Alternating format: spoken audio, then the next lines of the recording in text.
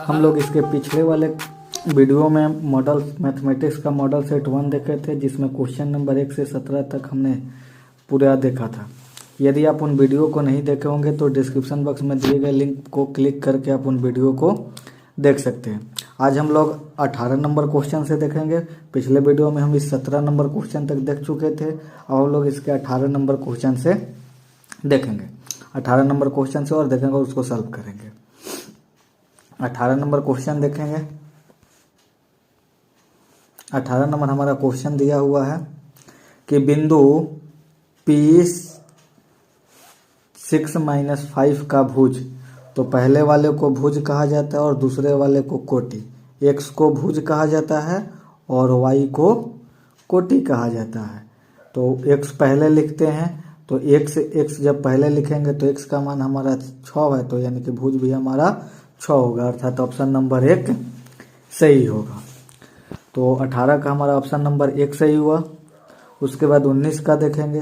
तो 19 का हमारा दिया कि बिंदु 2, 3 स्थित है, तो जब प्लस प्लस में दोनों होगा तो ये पहले वाले में रहता है। यही अगर ये पहला माइनस और दूसरा प्लस, तो ये दूसरा पद में होता है। और दोनों माइनस होगा तो ये तीसरे पद में होता है। और अगर ये पहला प्लस और दूसरा माइनस हो तो वो चौथे पद में होता है। तो चूंकि इसमें देख रहे हैं कि दोनों हमारा प्लस में है, अर्थात यह पहले पद में होगा, यानी कि इसका 19 का ऑप्शन नंबर ए सही होगा। तो 19 का ए नंबर हमारा सही हुआ। अब हम लोग 20 नंबर क्वेश्चन देखेंगे। 20 नंबर क्वेश्चन दिया हुआ है कि यदि x बराबर a और y बराबर b, यानी कि x हमारा a के बराबर है और y हमारा b के बराबर है, तो समीकरण x - y बराबर 2 और x + y बराबर 4 के हल हो तो a और b का, तो x का जो वैल्यू आएगा वो a का वैल्यू होगा, y का जो वैल्यू आएगा वो b का वैल्यू होगा। तो इसको हम हल करेंगे। तो चूंकि ये दोनों समीकरण बराबर है तो हम इसे किसी भी द्विघात 2 चर वाले रैखिक समीकरण का हल करने के लिए जो फॉर्मूला है तो उसके द्वारा हम हल कर सकते हैं। तो यह है, यहाँ हमारा हो गया कि x - y बराबर 2 और फिर x + y बराबर 4। अब इसको क्या कर लेना है कि जोड़ ले रहे हैं। इसे जोड़ने पर, जब जोड़ने पर करेंगे तो हमारा y कट जाएगा, तो यहाँ बच जाएगा 2x बराबर 6।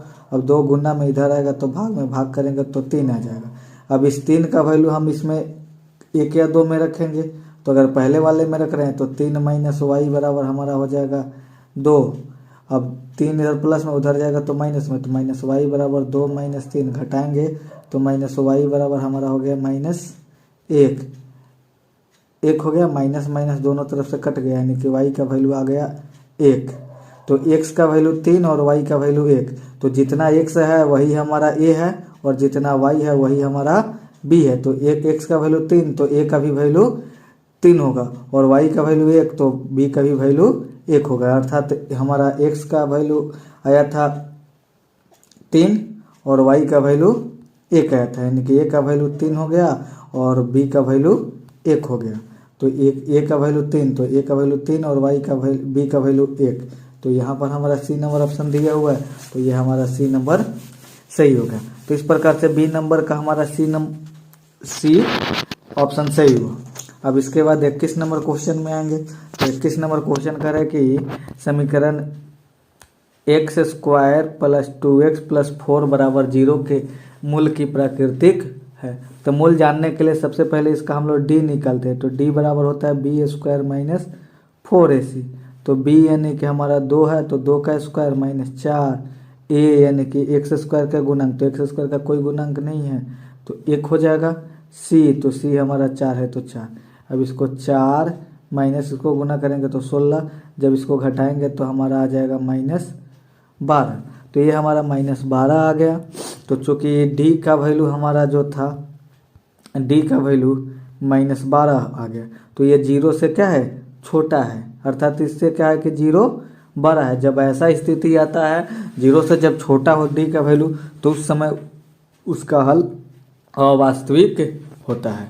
तो इसलिए हमारा 21 का जो आंसर हो जाएगा सी आंसर सही होगा। अब उसके बाद हम लोग 22 नंबर देखेंगे। 22 नंबर कह रहे कि बिंदु 4-1 और 2-3 के बीच की दूरी, तो इसके बीच की दूरी निकालने के लिए हमारा होता है √(x1 - x2) यानी कि 4-2 का whole square plus y1 - y2, तो y1 की जगह 1 - 3 का स्क्वायर। ऐसे कर लिए तो ये 4 में से 2 घटाएंगे तो 2 का स्क्वायर, अब प्लस ये दोनों माइनस में तो जोड़ लेंगे तो -4 का स्क्वायर। तो यहाँ √2 का स्क्वायर 4 और प्लस इसका 4 का स्क्वायर 16। अब इसको जोड़ेंगे तो रूट हमारा 20 हो जाएगा। जब 20 का वर्गमूल निकालेंगे तो 2√5 हो जाएगा। तो 2√5 यानी कि 2√5 हम देखेंगे कि इसमें ऑप्शन नंबर कौन सा है, तो इसमें ऑप्शन नंबर डी देख रहे हैं कि हमारा 2√5 दिया हुआ है, अर्थात 22 का हमारा आंसर हो जाएगा 2√5, डी नंबर ऑप्शन।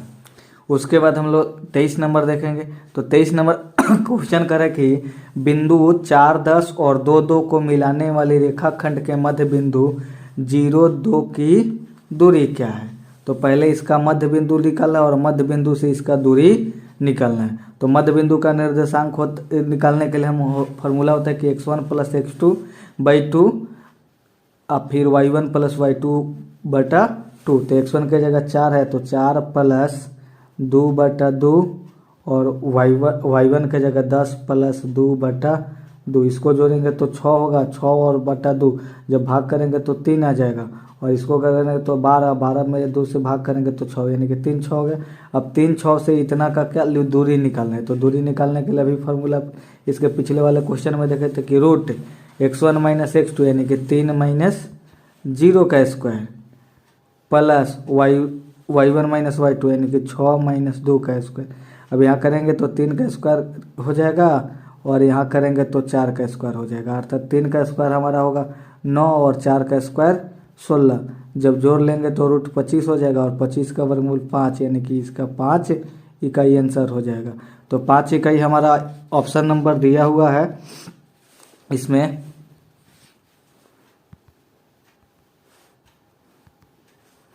देखिए थोड़ा सा डिस्टर्ब होने का, तो इसमें 5 नंबर ऑप्शन दिया हुआ है, सी नंबर, तो सी नंबर हमारा आंसर हो गया। चलिए इसके बाद हम लोग अगला क्वेश्चन देखेंगे। अगला क्वेश्चन दिया हुआ है 24 नंबर, करें कि त्रिभुज ABC के शीर्ष के निर्देशांक A24 B06 C4-1 हो तो त्रिभुज के केंद्रक का निर्देशांक। तो केंद्रक का निर्देशांक के लिए फार्मूला होता है x1 + x2 + x3/3 और फिर y1 + y2 + y3/3, अर्थात इसमें इस सबको जोड़ लेंगे। जोड़ने के बाद हम इसका निकालेंगे, तो निकालेंगे तो हम इस फार्मूले पर रखकर निकालेंगे। तो यहाँ पर हमारा निकलेगा कि 2 + 0 + 4/3 इंटू कोमा 4 + 6 ± 1/3। इसको करेंगे तो 6/3 हो जाएगा। इसको करेंगे तो 6 4 10, 10 में से 1 जाएगा 9, 9/3। ये इसको काटेंगे तो ये हो जाएगा 2 और ये हो जाएगा 3, यानी कि 2 3 होगा, अर्थात इसका बी नंबर ऑप्शन सही होगा। तो इस प्रकार से 24 का बी नंबर ऑप्शन सही हुआ।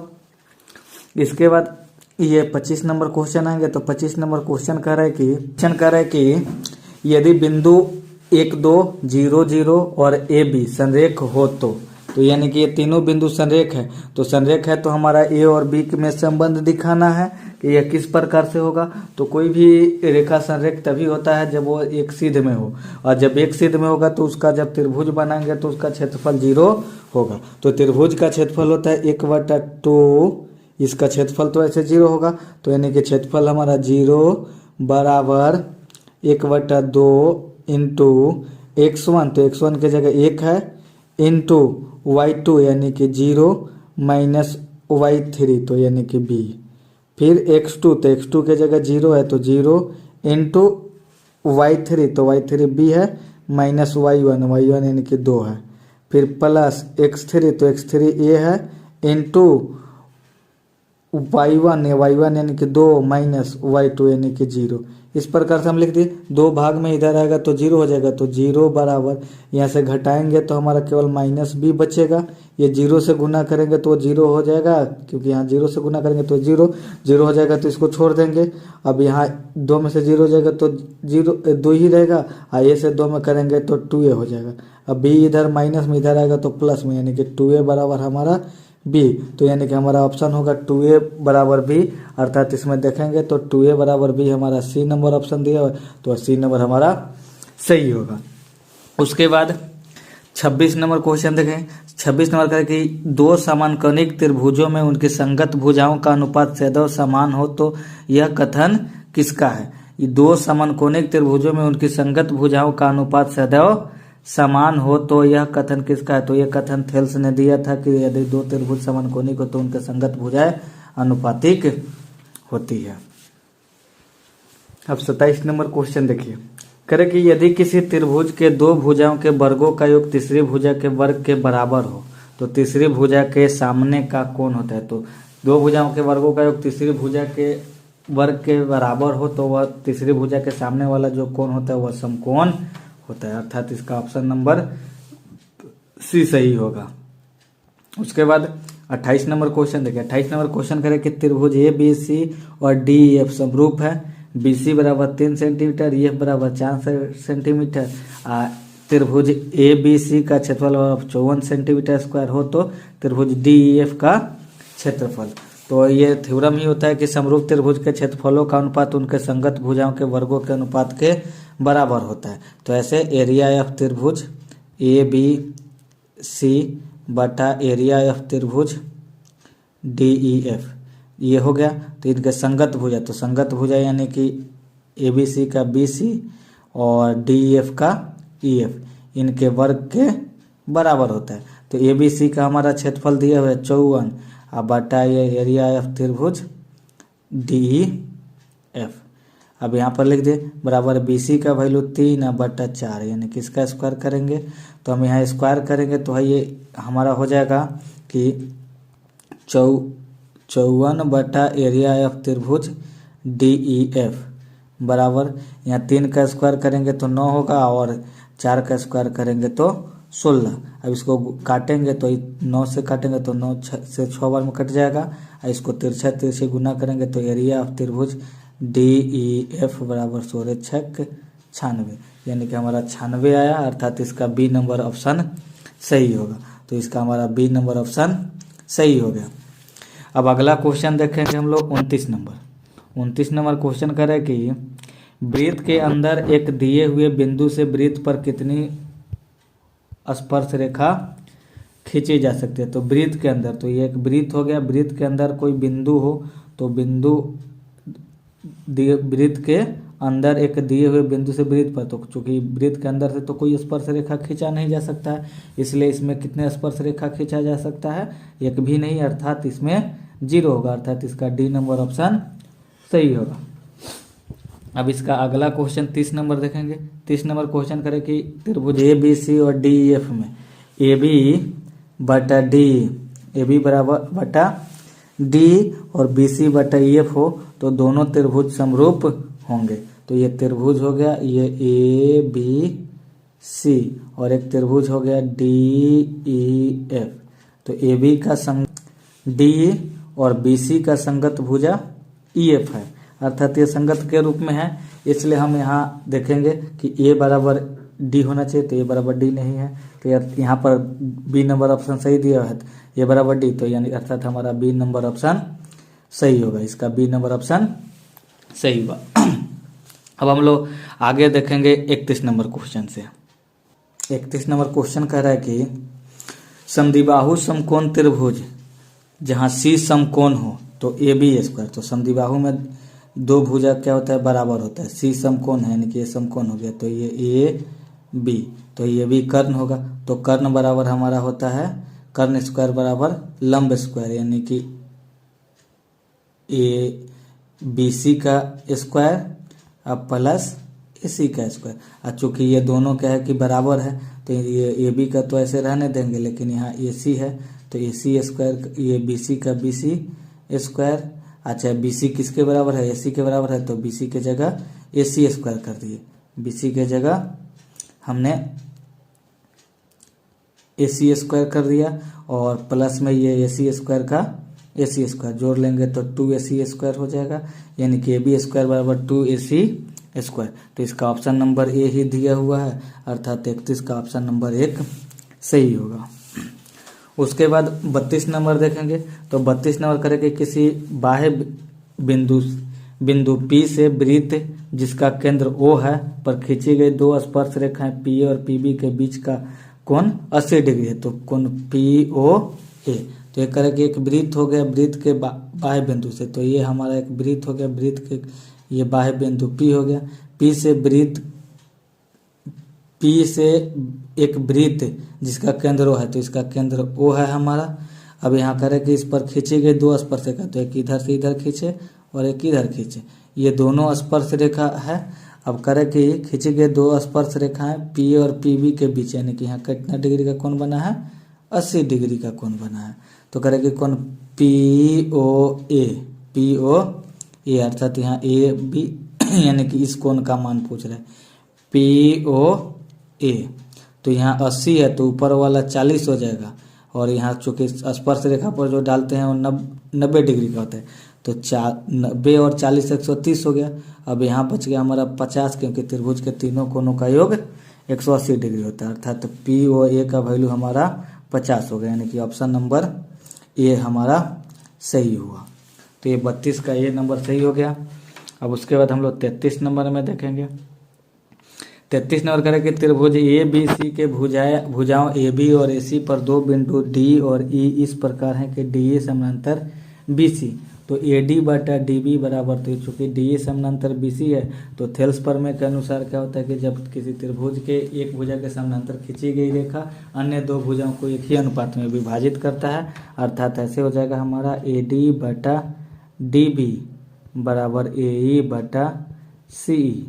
कैसे हो गया, AD बटा DB का वैल्यू दिया हुआ है कि 3/1 बराबर AE, तो AE का वैल्यू हमारा दे दिया 6.6।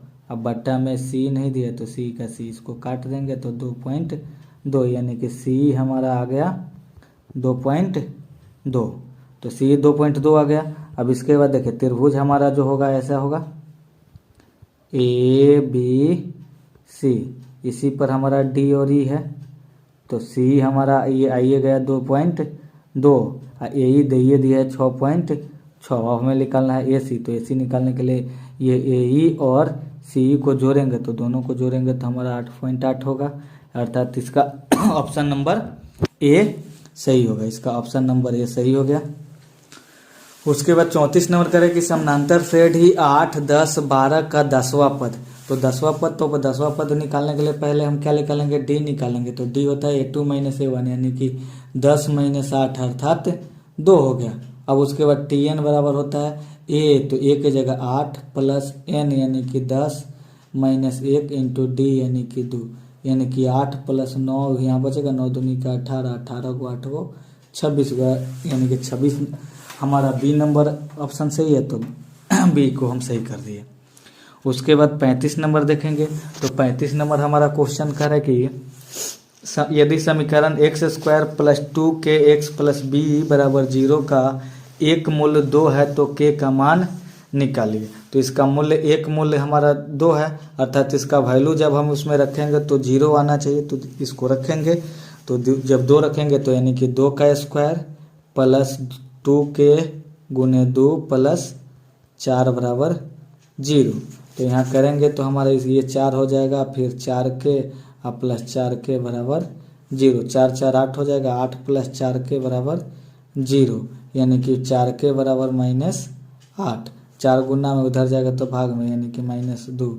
तो k का वैल्यू हमारा -2 हो गया, अर्थात 35 का ये बी नंबर ऑप्शन सही होगा। तो 35 का बी नंबर ऑप्शन सही हो गया। उसके बाद 36 नंबर करेंगे समानांतर श्रेणी 21, 18, 15 का कौन सा पद शून्य है। तो शून्य यानी कि हमारा TN बराबर हमारा 0 मंगाना है, तो TN यानी कि का वैल्यू 0 होगा। तो A यानी कि 21 प्लस N यानी कि N तो पता नहीं है, -1 डी यानी कि सारवंतर, तो सारवंतर इसका हमारा है -3 का। प्रत्येक बार 3 3 वो घट रहा है। अब यहाँ देखेंगे कि यहाँ 21 जो है जोड़ में है, इधर आएगा तो घटा में 21 प्लस ये n-1 गुने -3, तो ये हो जाएगा -21 और 3 इधर जो गुना में था इधर आया तो भाग में बराबर n-1। काटेंगे तो 7 होगा, 7 एक माइनस में इधर आया तो प्लस में, यानी कि n बराबर हमारा हो गया 8। तो n का वैल्यू 8 हो गया, यानी कि 8वां पद होगा, यानी कि 36 का सी नंबर हमारा ऑप्शन सही होगा। हम लोग 37 नंबर क्वेश्चन देखेंगे। 37 नंबर क्वेश्चन करें कि 2x² प्लस 5x माइनस 12 बराबर 0 का मूल्य निम्न में कौन होगा। तो उसको हल करने के लिए हम यहाँ से ये 2 से 12 में गुना करेंगे तो 24 हो जाएगा। तो 24 हमारा घटा में, तो घटाने पर 5 और गुना करने पर 24, तो इसका हमारा होगा 8 और 3, 8 में से 3 जाएगा तो 5 हो जाएगा और गुना करेंगे तो 24 हो जाएगा। तो ऐसे 2x² plus 8x minus 3x बराबर -12 बराबर 0। अब इसमें से 2x कॉमन निकालिए तो x प्लस 4 बच गया, और यहाँ से -3 कॉमन निकालिए तो x प्लस 4 बच गया बराबर में 0। अब यहाँ x प्लस 4 दोनों में है तो x प्लस 4 यहाँ निकाल लिए, और यहाँ बच गया 2x माइनस 3 बराबर 0। इतना आ गया। तो एक बार x प्लस 4 के बराबर में 0 करेंगे तो ये 4 प्लस में है, इधर आएगा तो माइनस हो जाएगा, यानी कि x बराबर -4। अब इसके बराबर में 0 करेंगे तो 3 माइनस में, इधर आएगा तो प्लस में, 2 गुना में उधर गया तो भाग, यानी कि x बराबर 1 हो जाएगा कि 3/2। तो एक x का वैल्यू -4 या x का वैल्यू -3/2। तो यहाँ x का वैल्यू हमारा -4 दिया हुआ है, तो अर्थात ये सी नंबर हमारा सही होगा। 38 नंबर क्वेश्चन कह रहा है कि यदि किसी बहुपद px x² minus 2x plus 5 के शून्यक अल्फा बीटा हो तो अल्फा प्लस बीटा का मान, तो अल्फा प्लस बीटा बराबर होता है -b/a। तो -b तो -b तो b यानी कि -2/a, तो a माइनस माइनस प्लस हो गया, यानी कि 1 से भाग करेंगे तो केवल 2, अर्थात 38 का हमारा बी नंबर ऑप्शन सही होगा। तो 38 का हमारा बी नंबर ऑप्शन सही हो गया। अब 39 देखेंगे। 39 हमारा दिया हुआ है कि साइन 90 माइनस थीटा, तो साइन 90 माइनस थीटा बराबर होता है कॉस थीटा, तो कॉस थीटा यानी कि कॉस ए हो गया। उसके बाद निम्न में सेक ए के बराबर होता है, तो सेक ए बराबर हमारा होता है 1/cos ए, 1/cos ए, तो ए निकल 40 का ए ऑप्शन सही होगा। तो इस प्रकार से हम लोगों ने इस वीडियो में कुल 23 क्वेश्चनों को एक एक करके सॉल्व किए। इसमें कुछ दिक्कत हो तो कमेंट बॉक्स में ज़रूर कमेंट करें, जिससे कि आगे आने वाले वीडियो में आपको उसको अच्छे तरीके से समझा सके। आगे का क्वेश्चन नेक्स्ट वीडियो में मिलेगा। तब तक के लिए धन्यवाद।